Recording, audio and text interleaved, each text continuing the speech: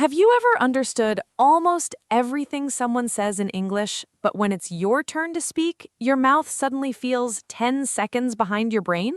Oh, yes, your brain is saying, I know this sentence, and your mouth is saying, give me a moment, we need a meeting first. Exactly. And that frustrating gap is why I want to talk about shadowing English today.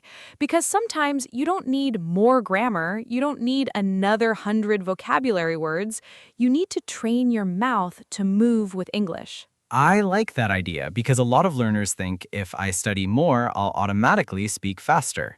And sometimes you do need more knowledge, but there comes a point when the problem isn't knowledge anymore. It's movement, timing, rhythm. Your brain knows what to say, but your mouth hasn't practiced saying it quickly and naturally. Welcome to Beyond English Class. I'm Mia. And I'm Daniel. If you're a B1 or B2 learner, this conversation is for you. And if you're a strong A2 learner, just relax, listen, and enjoy. You don't have to understand every word. And maybe you've experienced this. You hear someone say, "What have you been up to?" You understand the meaning. You know what have you been and up to. But if somebody suddenly asks you the same question, you might say, "What have you been up to?" And there's nothing wrong with you. Right, that's important. Your English isn't broken. You just haven't trained that sentence as a single movement. That's our central idea today. Think of English like a song.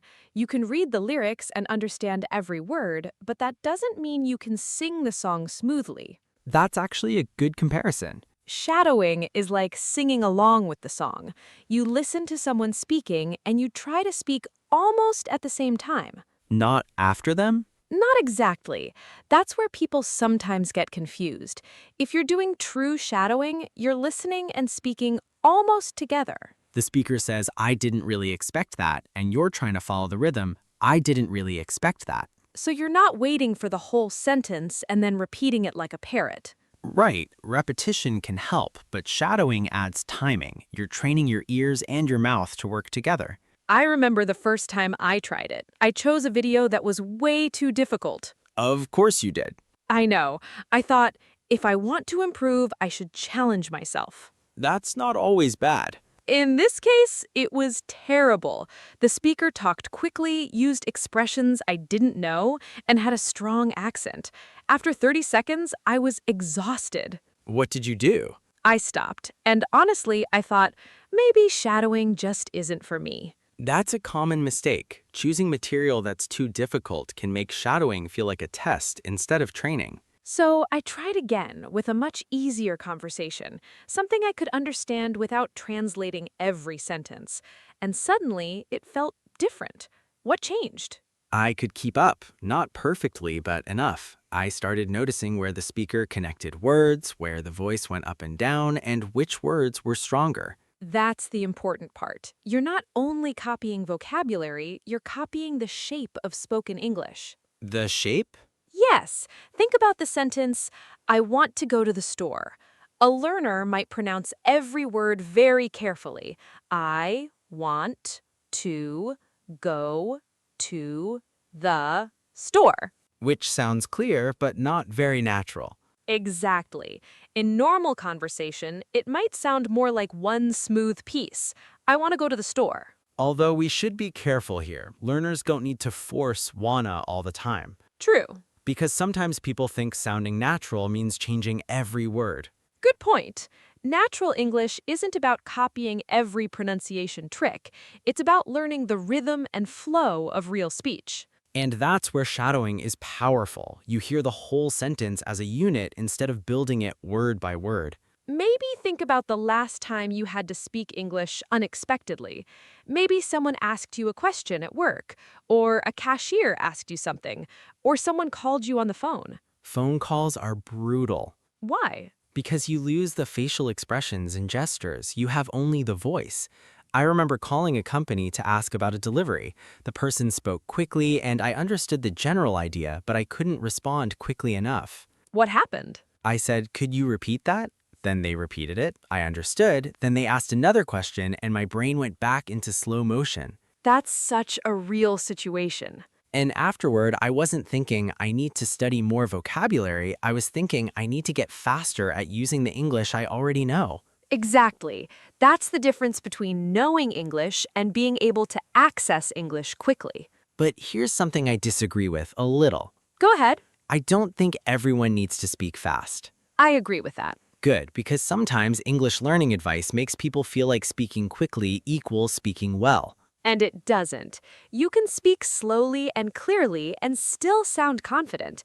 The goal isn't speed for its own sake. Yes, the goal is natural flow. Shadowing can help you stop getting stuck between every word. So instead of thinking, I have to speak faster, think, I want fewer traffic jams. I love that. Your speech doesn't need to become a race car, you just want fewer red lights. That's the image. And maybe you're listening right now thinking, okay, but how do I actually do shadowing without making it complicated? Yes, because some methods online make it sound like you need special equipment, complicated recordings, and a perfect accent. You don't. Start with a short piece of audio. 30 seconds is enough. And choose something you understand fairly well. Then listen once without speaking. Just notice the meaning. After that, listen again and begin speaking along with the person. Don't worry if you miss a word. That's important. Don't stop every time you make a mistake. Exactly. If you stop after every mistake, you're practicing stopping. That's a painful but useful sentence. It is. Your goal is to keep the flow going. And if you fall behind? Keep listening. Jump back in when you can. So you don't chase every single word. Right. You're following the river, not picking up every stone. I think that's where shadowing becomes interesting. At first, you notice words, then you start noticing groups of words. Yes, and those groups are extremely important for speaking naturally. Give me an example. Take, I don't know what you're talking about. A beginner might think about every word separately, but a more experienced speaker hears it as a few connected pieces. I don't know, and what you're talking about. So we should shadow phrases, not just individual sounds. Exactly. When you listen to real conversations, you'll notice that people often speak in chunks. Give me a second, I'm not sure, it depends on, let me think about it. Yes, those are ready-made pieces of language. I use let me think about it all the time. Me too, and it has another benefit. It gives you time. That's a big one. Imagine someone asks you a difficult question in English. If you only know how to answer immediately, you may panic. But if let me think about it is already comfortable in your mouth, you can use it naturally while your brain prepares the real answer. So shadowing isn't only about pronunciation. No, it's also about automatic speaking. Automatic sounds scary. It doesn't mean speaking without thinking. It means some common parts of your English don't require so much conscious effort. Like when you say, how are you, without thinking about the grammar. Exactly. You don't mentally build the sentence every time. I had a funny experience with this while traveling. I was at a hotel and the receptionist asked, would you like a late checkout? And? I understood immediately, but I froze because I hadn't expected the question. What did you say? Yes, I would like...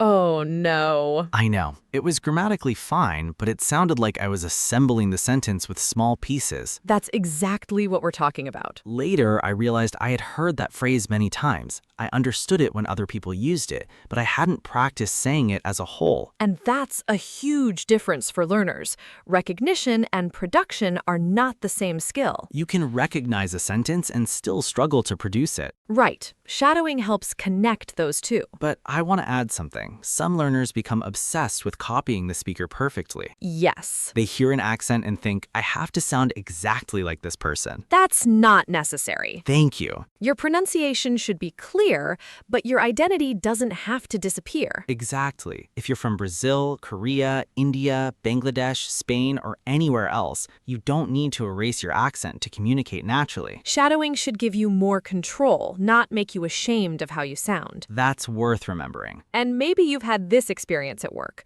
You know the answer to a question, but you're worried about making a mistake, so you prepare the perfect sentence in your head. Then the conversation moves on. Exactly. I've done that. Someone asks, "What do you think about the project?" And while I'm building a beautiful answer in my head, someone else has already started talking. That's why simple, flexible phrases matter. You don't always need a perfect sentence. You can say, "I think the main issue is," and then continue. Or, from my point of view, or I'm not completely sure, but those phrases create a little space. And if you've shadowed them enough, they come out more naturally. Yes, you're building a library of spoken patterns. Here's another thing I noticed. Shadowing helped me with listening speed, too. That makes sense. Because when you try to speak along with someone, you have to listen very carefully. You start hearing connections you never noticed before. Like what? Words becoming connected, weak sounds, changes in stress. A sentence that looks long on paper suddenly sounds like one smooth movement. And that can make fast English feel less frightening. Exactly, not because the speaker became slower, but because your ears became better at recognizing the patterns. That's another important distinction.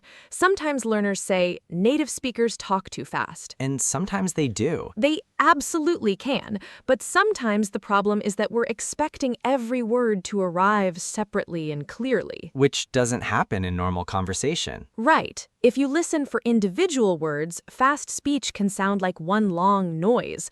If you start recognizing chunks, it becomes easier to follow. So shadowing trains both directions, from the ear to the mouth, and from the mouth back to the ear. That's beautifully put. I was trying to sound intelligent. It worked. Good. But there's still one common misunderstanding.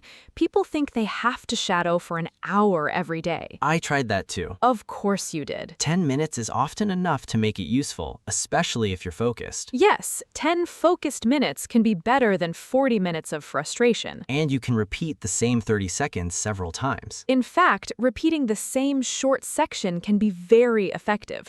The first time, you're just surviving. The second time, you notice the rhythm. The third time, your mouth starts remembering the movement. That's when you start to get the hang of it. Exactly. I like that phrase because it describes learning something that feels difficult at first and gradually becomes more natural. And maybe you're thinking about your own English right now. What happens when you have to answer quickly? Do you translate first? Do you search for perfect grammar? Do you lose your sentence halfway through? Or do you speak, make a small mistake, and keep going? Or do you speak, make a small mistake, and keep going? There's no right answer. Just notice your pattern. Because shadowing works best when you understand what you're trying to change. Yes, if your problem is pronunciation, listen closely to sounds. If your problem is rhythm, copy the rhythm. If your problem is phrasing, focus on common phrases that help you continue. So shadowing isn't magic. No. It's training. Exactly. And that's why I like our little song metaphor. You don't become a singer because you read about singing. Your voice needs practice. And you don't become a natural English speaker just by collecting more English in your head. Your mouth needs practice too. So maybe that's the most encouraging part. If you already understand a lot of English but struggle to speak naturally, it doesn't necessarily mean you're far behind. It may mean you've built the knowledge, but you haven't trained the movement enough yet. And that's a much more hopeful problem. Definitely. So when you listen to English today, maybe don't only ask, "Do I understand this?" Also ask, can my mouth move with this? That's a different question. And sometimes it's the question that changes everything. Now here is the word walk. 5 useful words and phrases from today's episode. Word 1, keep up. Keep up means move or continue at the same speed. For example, I listened carefully so I could keep up. Word 2, fall behind. Fall behind means become slower than others. For example, I fell behind during the fast conversation. Word 3, get the hang of it. It means gradually learn how something works. For example, after a few tries, I got the hang of shadowing. Word 4, on autopilot. It means doing something easily without conscious effort. For example, that greeting comes out almost on autopilot. Word 5, keep the flow going. It means continue without stopping. For example, don't worry about one mistake, keep the flow going. So, when you think about shadowing English, remember the image we talked about. You're not racing, you're reducing the traffic jams between your brain and your mouth. And we'd love to know, when you speak English, what slows you down the most? Finding words, pronunciation, grammar, or nervousness? If this episode helped, please like and subscribe. It helps more learners find us. I'm Mia. And I'm Daniel. You've been listening to Beyond English Class. See you in the next one.